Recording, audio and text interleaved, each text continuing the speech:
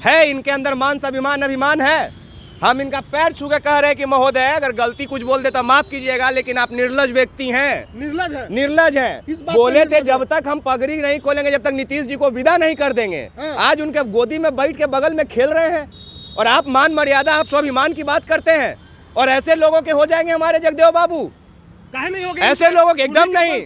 जगदेव बाबू इतने स्वाभिमानी व्यक्ति थे, अपने जुबान के इतने अटल थे कह बाबू कि सब कहते रह गया कि जगदेव बाबू अगर आज आप जाइएगा तो आपको मार देगा, और मार दिया। फिर भी गए, भाषण दिए, मार दिया। उनके डेड बॉडी पे पेशाब किया इन्हीं लोगों ने, यही पार्टी वालों ने, कोई और नहीं। आज मैंने देखा एक ड्रामा है, अरे विचारधारा यार, उसी आरएसएस के पार्टी कौन है?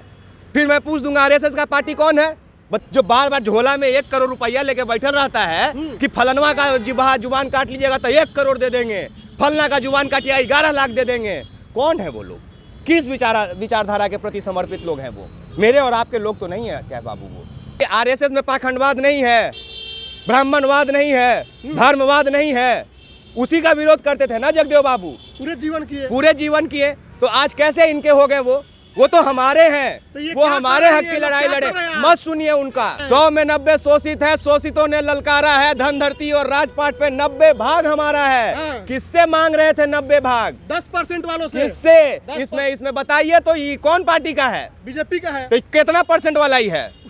कितना परसेंट वाला है? मोदी जी। पटना के सड़कों पर इस वक्त हम मौजूद है और एक तस्वीर दिखलाएंगे। सबसे पहले देखिए ये तस्वीर, सम्राट चौधरी और क्या लिखा है, अमर शहीद बाबू जगदेव प्रसाद की 102वीं जयंती समारोह कौन मना रहा है? बीजेपी। जगदेव बाबू कौन थे, उनकी विचारधारा क्या थी और उनकी लड़ाई क्या थी, और ये जो लोग मना रहे हैं खास करके बीजेपी के लोग, ये कितना सही है? क्या ये लोग जगदेव बाबू के राह पे चलने वाले हैं या फिर ढकोसलाबाजी हो रहा है? ये जो माइक आप देख रहे हैं इसके ऑनर भी हमारे साथ हैं, विकास राज जी। विकास जी, ये बीजेपी भी मना रही है, जगदेव बाबू को याद कर रही है। सच बताएं तो मेरे हाथ में ये अधिकार नहीं है, वरना मैं इस बैनर को जला देता। मैं जला देता कह बाबू। ये बर्दाश्त से बाहर है जो इन्होंने बैनर लगा रखा है ना, अमर शहीद बाबू जगदेव प्रसाद जी का 102वां जयंती समारोह। ऊपर लिखा है जगदेव बाबू अमर रहे, जगदेव बाबू अमर रहे। कौन मारा है इनको जो ये आज अमर रहने का नारा बुलंद कर रहे हैं? मारने वाले कौन है जगदेव बाबू के? किस विचारधारा ने उनकी हत्या की? किस विचारधारा के प्रति वो लड़ाई लड़ रहे थे? किस विचारधारा को वो मजबूत करना चाह रहे थे कि आज ये लोग ढकोसला बतिया रहे हैं वोट के लिए? अरे उनके वंशज हैं। अरे कौन वंशज का बात है? सम्राट चौधरी इनके वंशज हैं। जगदेव बाबू जो कहे थे उस पे अपना प्राण त्याग दिए। सामंतवादियों के विरुद्ध उन्होंने घुटना नहीं टेका। समाजवाद के प्रति उनकी लड़ाई चरम सीमा तक चली। गोली मार दिया उनको, उनके डेड बॉडी पे पेशाब किया यही लोगों ने। यही लोग थे जो आज बैनर पे जो आज हैं, इन्हीं के पूर्व, इन्हीं के लोग थे, चट्टा बट्टा, इन्हीं के भाई भतीजा, इन्हीं के कार्यकर्ता, इन्हीं के विचारधारा से तो लड़ाई लड़ रहे थे ना शहीद जगदेव बाबू। और किससे लड़ रहे थे कैप जी? इन्हीं लोगों से। मारा कौन? इन्हीं लोगों ने। पेशाब कौन किया उनके शरीर पे? इन्हीं लोगों ने। जगदेव बाबू का नारा था 100 में 90 भाग हमारा है, पूरा जानते हैं ना? 100 में 90 शोषित है, 100 में 90 शोषित है, शोषितों ने ललकारा है, धन धरती और राजपाट पे 90 भाग हमारा है। किससे मांग रहे थे 90 भाग? 10% वालों से। किससे? इसमें बताइए तो ये कौन पार्टी का है? बीजेपी का है। तो कितना परसेंट वाला ही है? कितना परसेंट वाला है? मोदी जी का है। तो कितना परसेंट वाले हैं ये लोग? कौन है हक मार के रख ले? यही सवाल का जवाब हमको चाहिए। कौन है? मोदी जी। मोदी जी आज किस बात की बात करते हैं? आज वो सामंतवादियों की बात नहीं करते हैं, संघ की बात नहीं करते हैं। अगर ऐसा नहीं होता तो आज आदिवासी राष्ट्रपति महोदय जी को प्राण प्रतिष्ठा में क्यों नहीं हिस्सा लेने दिए ये लोग? नया संसद भवन बना, उसमें उनको दूर क्यों किया गया? इसी हक की बात कर रहे थे ना। जगदेव बाबू जीवन भर ब्राह्मणवाद, सामंतवाद से लड़ते रहे, और ये सम्राट चौधरी बोलते हैं मुंह मत दिखाइए। देखिए मैं कुछ गलत नहीं बोलना चाहता कह बाबू, क्योंकि ये अब हमारे राज्य के उप मुख्यमंत्री बन चुके हैं। ठीक है इनके अंदर मान स्वाभिमान अभिमान है। हम इनका पैर छू के कह रहे हैं कि महोदय अगर गलती कुछ बोल दे तो माफ कीजिएगा, लेकिन आप निर्लज व्यक्ति हैं। निर्लज हैं। बोले थे जब तक हम पगड़ी नहीं खोलेंगे, जब तक नीतीश जी को विदा नहीं कर देंगे। आज उनके गोदी में बैठ के बगल में खेल रहे हैं और आप मान मर्यादा, आप स्वाभिमान की बात करते हैं। और ऐसे लोगों के हो जाएंगे हमारे जगदेव बाबू, काहे नहीं हो गए? ऐसे लोगों के एकदम नहीं। किस बात के वंशज? आज आप पगड़ी नहीं खोल पाए, आपकी इतनी औकात नहीं रही। आज सामने आपने घुटने टेक दिया। अगर आप जगदा बाबू के वंशज होते ना, जगदेव बाबू के माफ कीजिएगा, अगर आप वंशज होते तो जैसी नीतीश जी बीजेपी का हाथ थामे थे आप इस्तीफा दे देते, आप सड़क पे बैठ जाते। क्योंकि जगदेव बाबू एक जुबान के आदमी थे। बिल्कुल, वो एक जुबान के आदमी थे। उनको पता था कि आज हम जिस विचारधारा के लिए आज हम स्टेज पे चढ़ रहे हैं, उस स्टेज पे मेरी हत्या कर दी जाएगी। उनको पहले से पता था।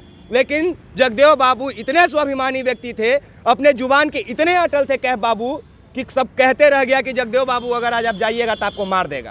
और मार दिया। फिर भी गए, भाषण दिए, मार दिया। उनके डेड बॉडी पे पेशाब किया इन्हीं लोगों ने, यही पार्टी वालों ने, कोई और नहीं। आज मैंने देखा एक ड्रामा है। अरे विचारधारा यार, उसी आरएसएस के पार्टी कौन है? फिर मैं पूछ दूंगा आरएसएस का पार्टी कौन है, बताइए ना। आरएसएस का पार्टी बीजेपी के लोग करते हैं ना, कहते हैं ना, तो ये उनका पार्टी नहीं हुआ। वही आरएसएस में पाखंडवाद नहीं है, ब्राह्मणवाद नहीं है, धर्मवाद नहीं है, उसी का विरोध करते थे ना जगदेव बाबू। पूरे जीवन किए। तो आज कैसे इनके हो गए? वो तो हमारे हैं, तो वो हमारे हक की लड़ाई लड़े। मत सुनिए उनका। ये लोग ठगने की कोशिश कर रहे हैं। बिल्कुल। अब आप वास्तविक सवाल पे आए हैं। हाँ। ये लोग ये बैनर भी नहीं लगाते अगर बिहार में जातीय जनगणना नहीं होता। जातीय जनगणना नहीं होता, बहुत महत्वपूर्ण गणना हो गया है इस बार बिहार में, बहुत महत्वपूर्ण। उसी के डर से ये लोग बिल्कुल नहीं करेंगे तो रौंद दिए जाएंगे जनता के द्वारे। पिछले बार जब इनकी 100वीं जयंती मनाई जा रही थी बापू सभागार में, तो आलोक मेहता ने कहा था 100 में 90 शोषित है, शोषितों ने ललकारा है, तो उनको धमकी दी गई, उनको जबान काटने की धमकी दी गई, और इस बार ये लोग मना रहे हैं। बिल्कुल। और ये उदाहरण कई दफा हम देख चुके हैं।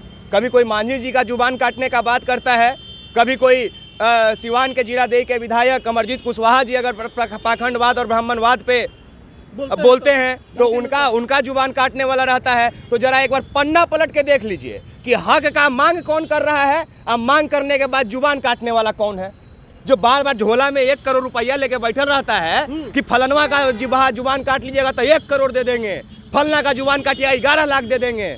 कौन है वो लोग? किस विचारधारा के प्रति समर्पित लोग हैं वो? मेरे और आपके लोग तो नहीं है क्या बाबू? वो मेरे और आपके लोग तो नहीं है। सम्राट चौधरी आप कह रहे हैं कि पिछड़ों के नेता नहीं है ये? बिल्कुल नहीं है। ये बीजेपी के नेता हो सकते हैं, ये मोदी जी के नेता हो सकते हैं, ये आरएसएस के नेता हो सकते हैं, ये अमित शाह के नेता हो सकते हैं, अब ये नीतीश कुमार के नेता हो सकते हैं, अब ये चिराग पासवान के नेता हो सकते हैं, ये हमारे बिहार के उप मुख्यमंत्री हो सकते हैं, पर हमारे नेता नहीं हो सकते। क्या बाबू? नेता नहीं हो सकते। आज ये लोग ठगने की कोशिश कर रहे हैं। बेशक। आज हमने एक ड्रामा देखा इस सड़कों पे कि कैसे चंद लोग बीजेपी के आके जगदेव बाबू के लिए नारा लगा रहे थे। हाँ। लेकिन उनके पास नारा लगाने के लिए भी कोई नहीं था।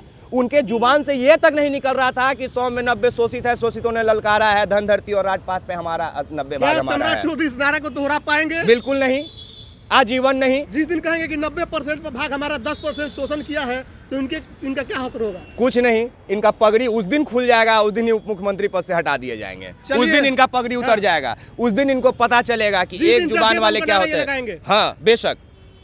तो जगदेव बाबू के ये लोग नहीं है। जगदेव बाबू को जो लोग गाली देते थे उनसे समझौता कर लिए हैं सम्राट चौधरी, ऐसा इनका कहना है। इनका कहना है कि जगदेव बाबू एक जुबान के आदमी थे, उन्होंने कह दिया था कि जीवन भर हम सामंतवाद, पखंडवाद, ब्राह्मणवाद से समझौता नहीं करेंगे, तो उन्होंने नहीं किया, उनकी जान भी ले ली गई। लेकिन सम्राट चौधरी का जो पगड़ी दिख रहा है, इन्होंने कहा था कि जिस दिन नीतीश कुमार कुर्सी से हटेंगे उस दिन पगड़ी खोल देंगे, लेकिन अब उनके बगल में जाकर बैठ गए हैं, या विकास राज की भाषा में बोले तो नीतीश जी के गोद में जाकर के सम्राट चौधरी बैठ गए हैं। विचारों से समझौता बहुत तेजी से कर लिए हैं, तो ये कभी भी जगदेव बाबू के असली वंशज नहीं हो सकते हैं। आपकी क्या प्रतिक्रिया कमेंट बॉक्स में लिखिएगा। बहुत बहुत धन्यवाद।